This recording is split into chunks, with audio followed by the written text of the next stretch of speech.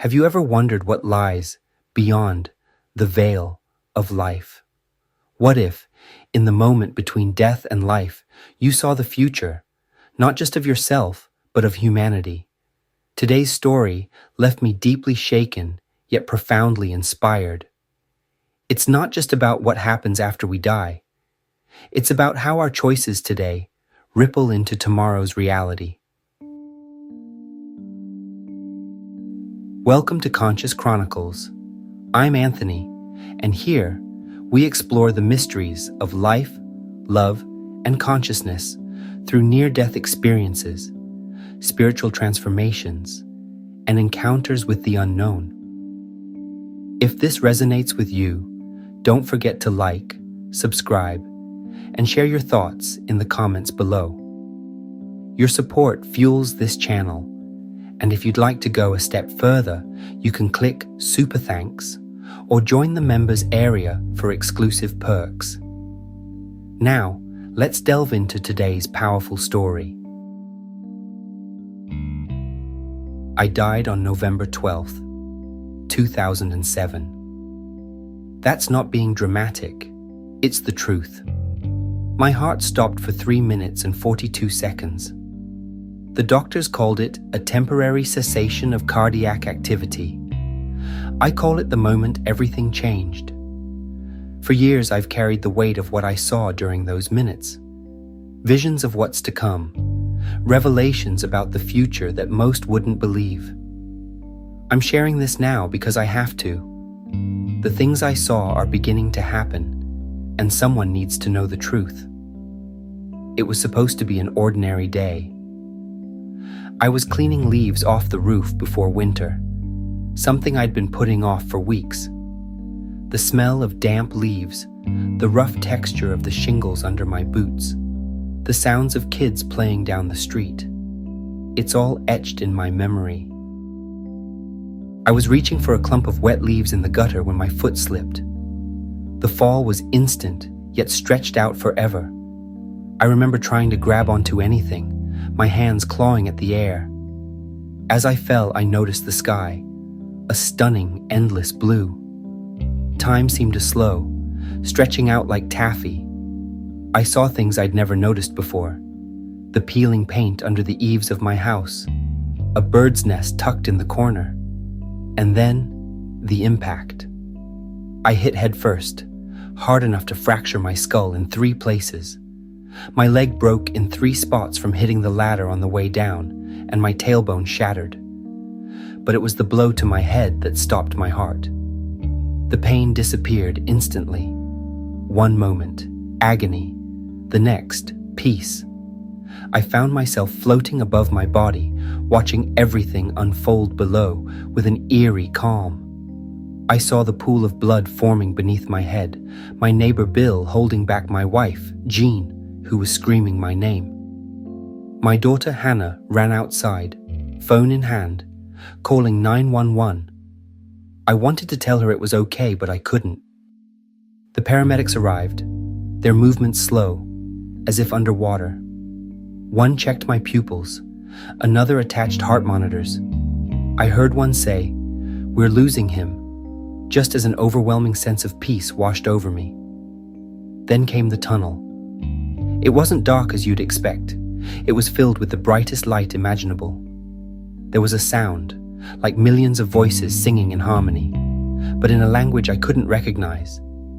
It was pure joy, pure love, concentrated into a single symphony. And then I saw him, Jesus, not as the gentle figure from Sunday school paintings, but something far greater, powerful yet comforting, radiating love so profound it was overwhelming. He didn't speak with words, but I understood everything perfectly. It was like entire libraries of knowledge were downloaded into my soul. He showed me the future, not in flashes, but in vivid, undeniable clarity. I saw the first signs of collapse, the droughts, the water wars, cities becoming uninhabitable.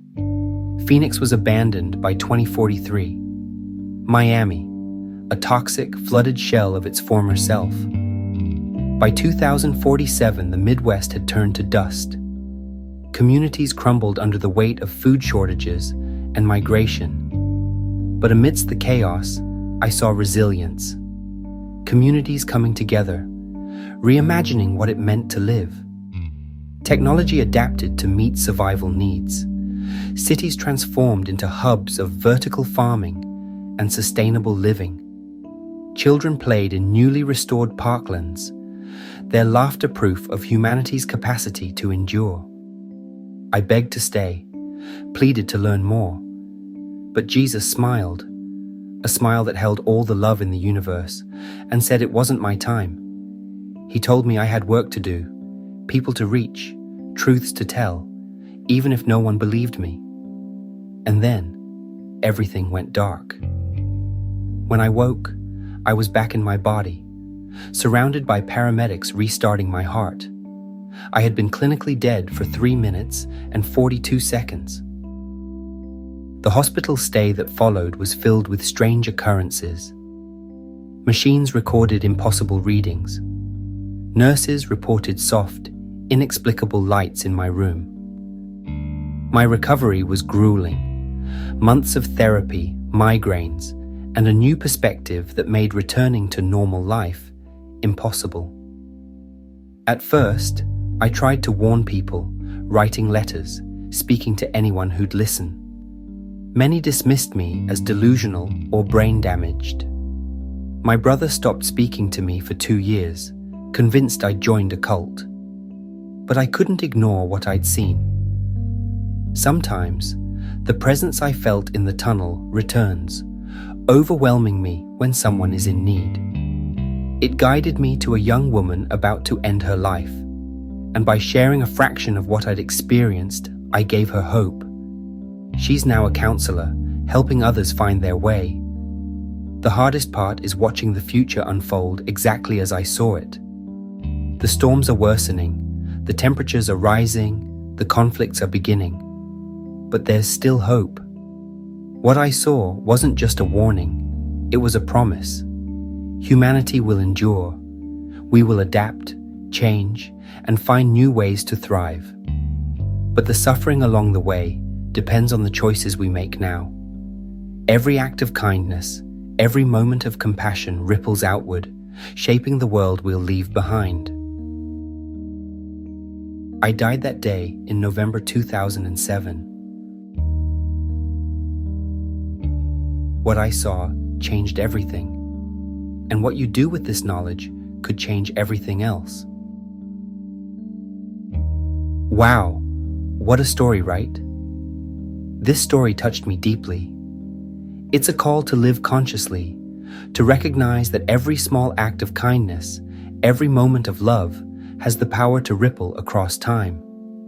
The idea that humanity can thrive, even in the face of unimaginable challenges, gives me hope. But only if we start making better choices today. What do you think about the visions he shared? Do they feel like a warning, a prophecy, or a reflection of what we already know deep down? I'd love to hear your thoughts in the comments below. If this story moved or inspired you, please give this video a thumbs up. Share it with someone who needs to hear this, and subscribe for more stories that delve into the mysteries of life and consciousness. Your support means the world to me, whether it's through liking, clicking super thanks, commenting, or joining our members area. All help towards growing my channel is deeply appreciated. So until next time, this is Anthony signing off. Stay curious, stay conscious, and take care of your beautiful soul.